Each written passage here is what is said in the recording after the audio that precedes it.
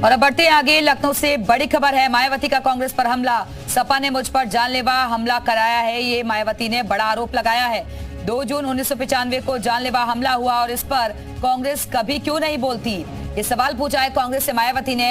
उस वक्त केंद्र में कांग्रेस सरकार थी, कांग्रेस सरकार ने दायित्व नहीं निभाया।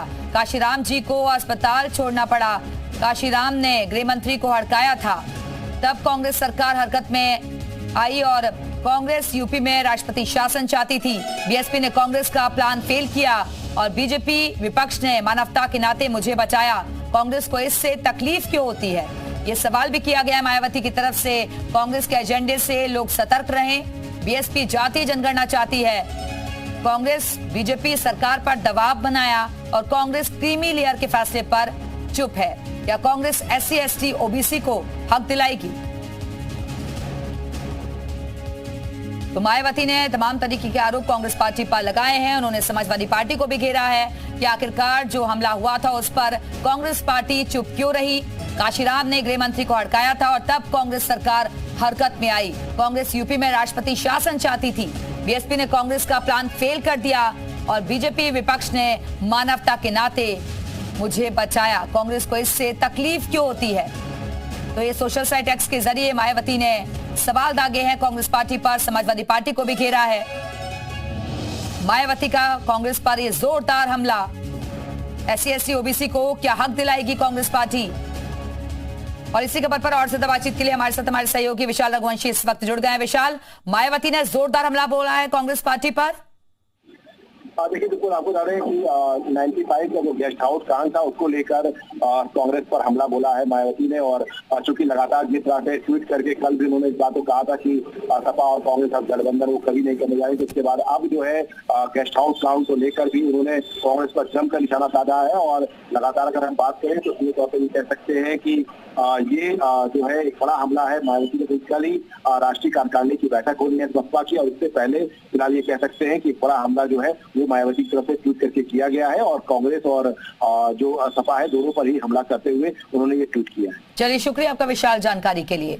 तो लगातार मायावती की तरफ से हमले बोले गए हैं और आपको बता दें कि उन्होंने कई बातों का जिक्र किया। उन्होंने कहा कि जब वो स्थिति आई थी गेस्ट हाउस कांड वाली, तो उस दौरान कांग्रेस ने कुछ क्यों नहीं बोला, कांग्रेस को इससे तकलीफ क्यों होती है, ये सवाल दागे गए हैं मायावती की तरफ से। कांग्रेस के एजेंडे से लोग सतर्क रहें, वो लोगों को भी सावधान कर रही हैं।